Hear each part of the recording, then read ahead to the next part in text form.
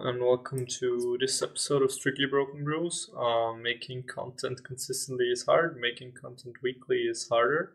So I'll just do these whenever I find time for them, and hopefully that will be somewhat regularly. I'll do Konosuba this week, and I'm probably planning on doing Saikano sometime next week, so I can still get some more testing in.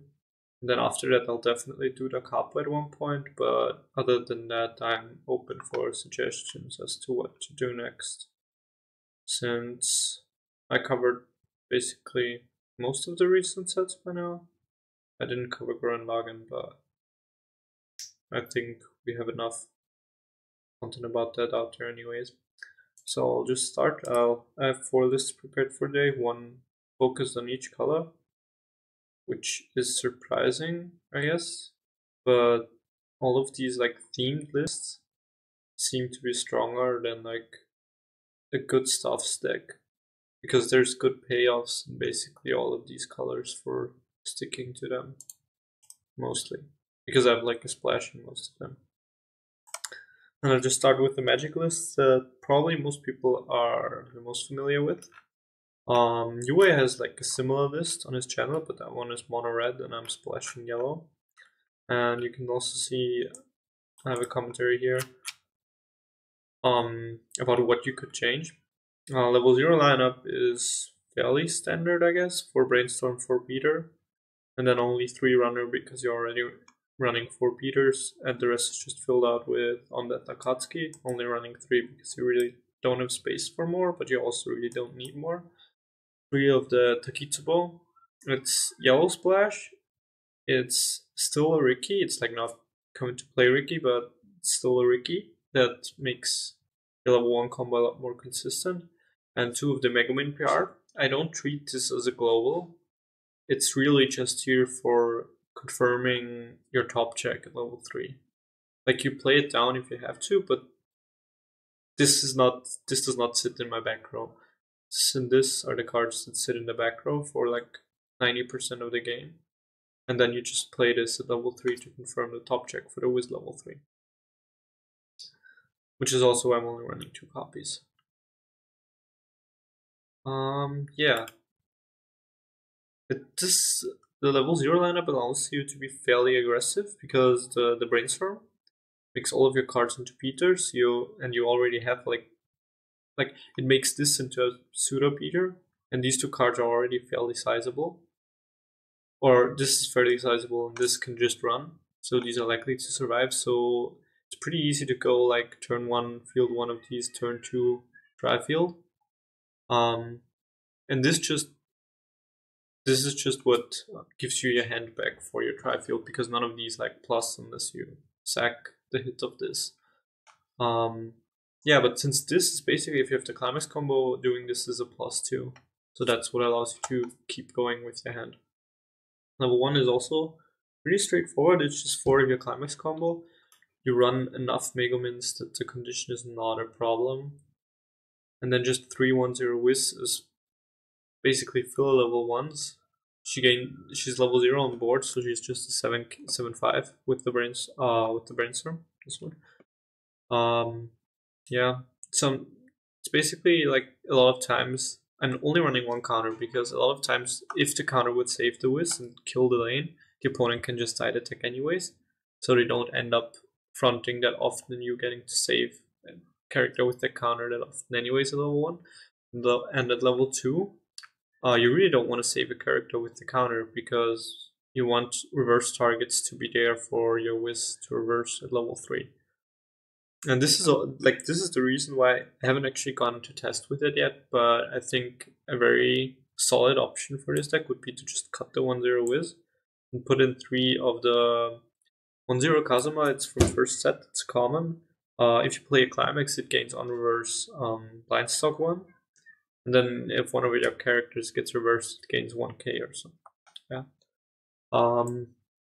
And the deck can really use the extra stock because you're doing a bunch of early plays and then you're doing a bunch of stuff at level 3. It allows you to brainstorm more. Deck can just really use that extra stock probably a lot more than it can use like the sort of field present from Wiz, which seems less important to me. Level 2 is very sparse, it's just an assist and a counter. But the counter is more here because it's a memory counter, and I think it has some nice utility against restanders and on encore step burns and stuff like that. But you could like cut this probably if you don't feel the need in your meta to play this. I'm not playing any early play killers because the Megamin assigns 4k to assigns like 4k to something, so this is basically like a 2-1 early play killer that also only costs 1 stock and maybe burns. And the goal of this deck is basically to like try field at level 0, go into double triple union combo to recoup hands, and at level 2 play 2 of these, play 2 of the Megamin early plays down.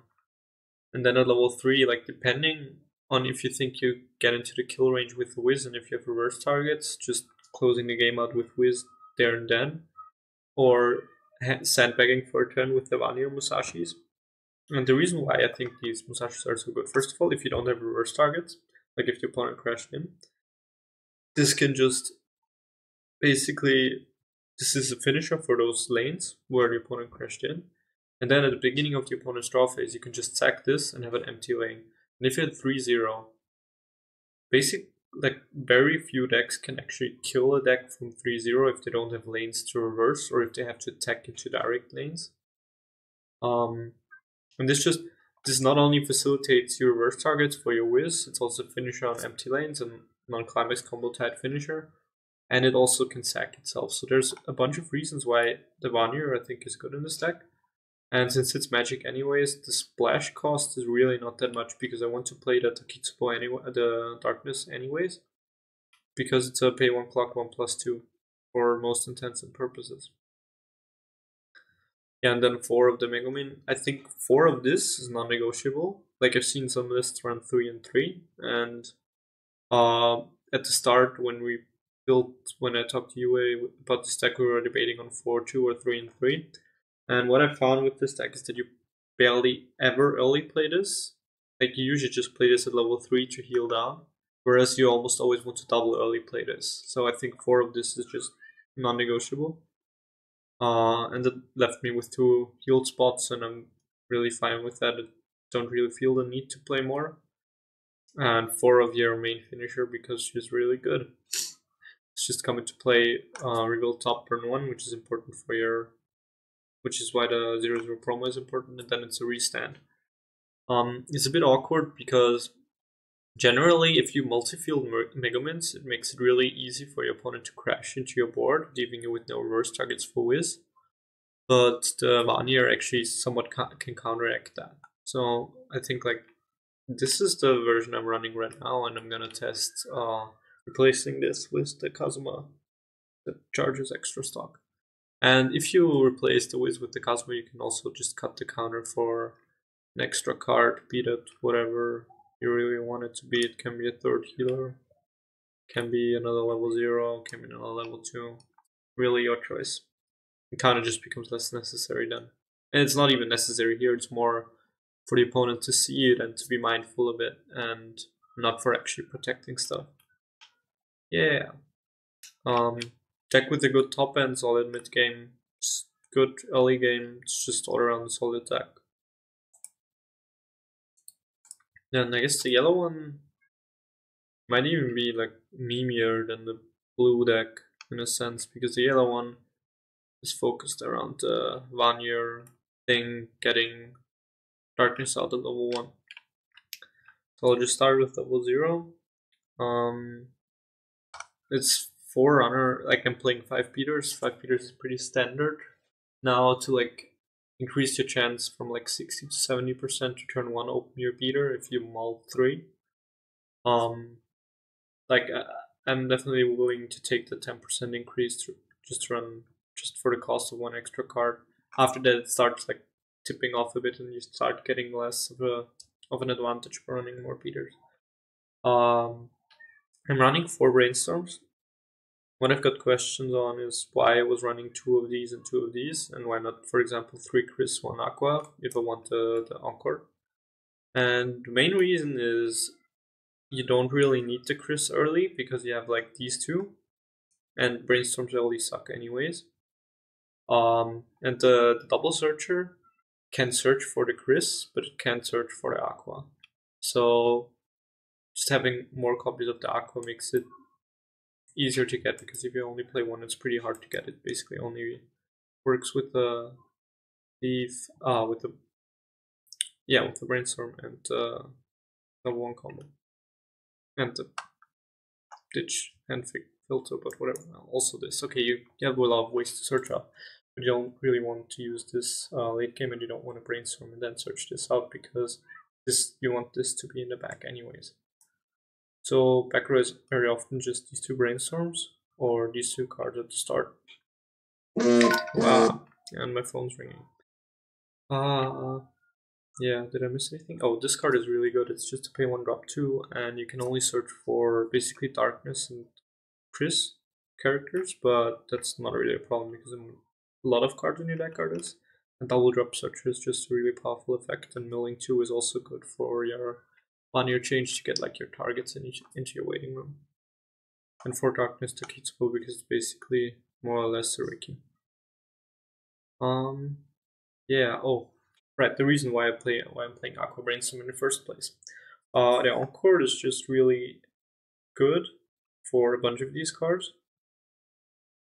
And there's also like, especially like the first turn you're swapping into the Darkness early play, she's just 10k. So having the Encore on the Darkness is just really helpful if your opponent somehow gets over it or attacks over it. Yeah, and there's also like the meme play where you brainstorm out Vanir at 0 and change at 0, but that's more of a joke than like actually a real strategy, which is why I'm not maxing out on this card. And there's also this is a very niche play, but it can come up that you want to change into Vanir, but you don't have the Darkness on field. So what you in waiting room. So what you can do is if the Vanir crashes into it, it's on death. You pay 3 in the climax. So when it dies, you can encore it with the Darkness, and then pay 3 in the climax, and then summon Darkness on any other slot, because it says you can place it on any other slot. You don't have to place it on the slot that Vanir was in. So that's a neat trick that you can do that will barely ever come up, but it's interesting to note. Yeah, level 1 that's the Konosuba that gains on climax placement on reverse blind stock.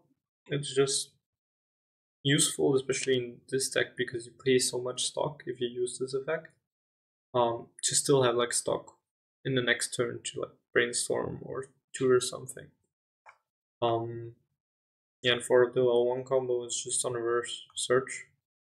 Attacks is a 7k base. You have the Chris Brainstorm standard attacks at 8.5 base. And then you have a 1k pump somewhere here. It's usually enough to do the job, and then there's like one Shimakaze Kai, which can help you get over like big lanes. Also level 3. But this could be a 4th Vanir or another level 0 or whatever. This is not important. This is just personal choice to like have access to this type of effect. And at level 2, you'll see me play that counter in every deck for the same reasons. For the reasons I just mentioned. Being good against a fair share of finishers that I'll play right now. And I think that's more useful than like having a 3-5 counter or a 2-5 counter that hand filters. To an anti-change bomb, if you have Vivid Strike, play this. You could play the red 2-1 in this deck still, because you run like 5-6 red cards, so it's enough to play the 2-1 that gains 6k against level 3s. If you're not afraid of like Vivid Strike or Rezero or whatever else is snowballing early plays that you want to permanently remove. Yeah, and one copy of this is just makes your cards bigger at 3. I tried playing like this and the 0-0 to basically enable you to only play the old set Darkness, but that card, I just don't really see a reason to do that anymore. There's just not that much where Darkness is really, really good, where I'd want to like actually have her on field. So I'm just playing this as a assist There isn't really a better one anyways, so just playing this one. And yeah, level 3 lineup is pretty simple. It's just 4 of all the pieces, like 4 of each swapper, to just make the swapping as consistent as possible. Alright, what I forgot. The hand-on core is not only important for like saving characters, it's also important for like keeping the loop going, where if you change into Musashi and then Musashi dies, you can like encore and swap back into this, or if something else dies, you can like ditch the Musashi to then swap into this, and to like keep the swapping going through refresh. Encore is pretty helpful in that. 4 of each of the combo pairs, and 4 of the climax combo. It's just a decent climax combo. It's a heal. You want to heal, you want the extra finisher. These also work really well together in general. So this is just a very solid like shell for level 3. And 1 copy of the Kazuma, because you have no way to dig for the climax at level 3. Otherwise, I've actually lost games because it wasn't able to get the stock soul for the climax combo. So yeah, I think a lot of if this deck can do well depends on whether people run like bounces or other stuff that somehow screws up your level 3 or level 1. Because if you change and then you get blown out, the deck just gets crushed. Like there's not really a lot you can do at that point. And if you don't change at all, which will be a bunch of your games, the deck can feel very lackluster until level 3. Yeah. Okay. And going into Magic, Goddess. I'm also splashing a bit of red here for gates, which hear me out. I'm gonna get to it. Just Forerunner. This is like your oversized discard out Salvager. It's just a good card, even if it's not the best oversized per se. Because if you go second, this will very often just die. But if you go first, it basically always survives, and it retains usability into the late game, and it's a color fix. Yeah, 4 of this for Brainstorm. 3 of the early play condition. You can play 4 of this instead of this. You can like this. This is probably the card that I'm most unsure about. This can be anything really.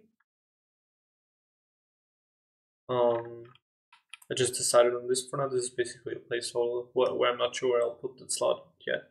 I think 3 of this is enough because I don't ever plan on playing this card to field. I just want it in my hand and clock it when the time comes to early play Ares, and that's it. Because the deck doesn't really need this for consistency tools. 4 of the Brainstorm, because the Brainstorm enables the 107k. Simple as that. 2 of this Ares, because pay 1 plus 1, that's also repeatable, helps you a lot with keeping Ares restands going once you start doing them from level 2, because each restand has 2 cards in hand. This is just a way to like keep your hand size higher and to like get extra hand size, because the Brainstorm doesn't actually plus you to hand, the Brainstorm just pluses you to field. So very often you'll see that this gets like usually your Brainstorm early game, your back row early game is one of this and one of the Ares. And then once it gets later, you either replace this or the Ares with this, with Swimsuit Ares to like keep you going in terms of hand size. And the hand field, so pay 2 refresh, is just it's a cool card with a bunch of use cases, which I might like more than it's actually like good. But it's been pretty decent so far, and I like it at 2. I don't think you really want more of this type of effect. But at 1, you might not be able to grab it when you need it, and especially because the Brainstorm summons it to field, so it doesn't like trigger the effect of it. I think running 2 is like the right number. Yeah, at level 1, you're running basically 7 copies of 107Ks. Which is, so you're having a field-based setup for this deck. And the basic, more or less the thing that enables this field-based setup, apart from like having 107Ks, is having a 101k global on opponent's turn, which is the Ares. So you basically have a field of 108ks. Very few decks can like beat over all of those lanes. Most decks will just beat one, and sometimes they won't even be able to beat any of them. And then the next turn, if they like beat one of your lanes, you can just play on that 3 in that 1 slot to get like some sort of value from the direct attack, because the problem with this card compared to the on that 3 from SAO is that the SAO one attacks as a 6/5. It has profitable front attacks basically all the time. Whereas attacking as a 5k leaves you with profitable front attacks not that often. So after you like open up empty lanes, this is like one of the best cards to play into those empty lanes because you can still get value out of it. This is sort of like one of these, or these, basically just hand fixers. Yeah, and I'm running 3 level 1 counters. I'm trying out one of the anti-search, I guess, counters. It's pretty good against on reverse searches. Not on reverse searches, it would be good against on reverse searches, but since this deck runs like 108ks, the opponent won't get that many on reverse searches anyway, so this is kind of feels unnecessary. On the other hand, if the opponent like hits level 1 first, and for some reason doesn't attack with this 1/0 first, with this non-climax combo 1/0 first, and then you can blank 2 searches, this is like pretty powerful. But really, what this card does more than actually use the effect is just make the opponent a bit play around it a bit, make him afraid of you having that counter, rather than you actually using that effect, because the use cases where you really want this in this deck are just pretty narrow. And against on attack combos, the opponent already gets one through one of their effects before you can use this, and at that point paying 2 is not really worth it. Especially not if you don't save a character with the 1k, which is the next problem with this card. Which is why I'm playing vanilla counters. Like 2 vanilla counters and only one of this. I wanted to look for a red vanilla counter, but those don't exist apparently in Konosuba. There's no need for me to run yellow counters because I'm not running yellow. So, and the red 1/1 whiz counter doesn't work in this deck because the 1/0 Eris is just goddess trait, and for the 1/1 counter to refund you stock, you need to be mono, magic, and adventurer. So yeah, have to play vanilla counters. Feels kind of bad, but it is what it is. 9/5 is usually big enough anyways. Level 2, very sparse again, just anti-change bomb and counter. This could be, again, the 2/1 if you're not afraid of like early plays that you need to permanently remove. Just meta choice. Yeah, this is the 1/0 global.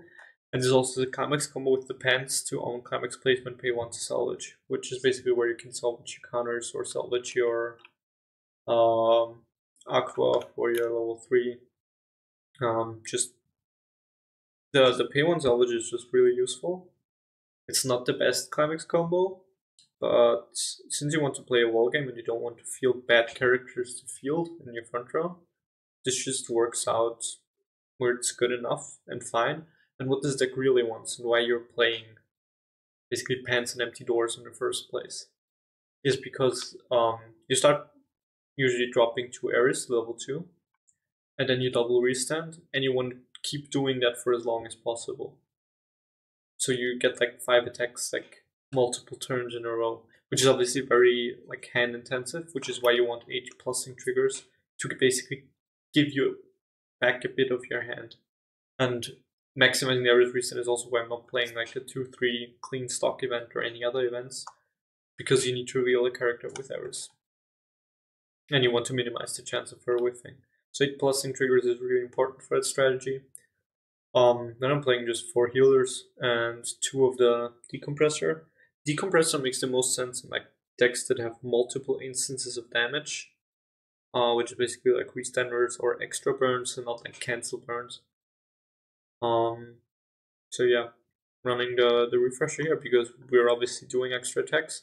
And Darius deck actually has like stock lying around usually, because the restant doesn't actually cost you stock. It costs 1, but you get an extra stock back anyways. It just costs you hand. So you often have stock left over to like decompress the opponent one final time and then do the final push with Eris. And the healers are just there to heal and delay the game. I'm not playing more copies of the early play healer because Eris is already eating hand, so really you'd rather have a healer that doesn't eat into your hand size. And you just run one of these for flexibility. Yeah. That's the goddess deck, basically wall at level 1 and then attack with Eris until the Eris restand until the opponent dies. And maximized around those two things. And then we have Axis Cult, which is the best Konosuba deck. Unless you're a heretic. And I think I don't need to really talk about this. I'm running 18 of the army card. I think 18 is the quote-unquote best count. I like 18 the most because, first of all, it gives you 18 markers, which is like the max amount you'll usually get anyways. And just makes your brainstorm really likely to hit. Like, I'm just running 18 of these because usually this is like the entire field setup is 4 of these and 1 of this in the background. Because you brainstorm every turn with this deck. Because this just basically just reads pay 1 mil for salvage something. For all intents and purposes. And 2 of the hand fixer, because in this deck it's actually like sometimes you really want to like refresh. This is also one of your only stock outs until level 2. And it's a hand filter, of which you also don't have that many. It's basically just this and then at level 3 and just early play. Yeah, so just tech. I'm only running 3 of each of these. And I'd even think about cutting the Happy Smile Axis cultists, because usually your field is just 4 of these. And sometimes when you have something annoying to kill, you feel like one of these, but it just doesn't happen that often. And you only need 3 of the running off Aqua, because you're basically only doing this once per turn anyways. Like, you don't really want to multi-field these.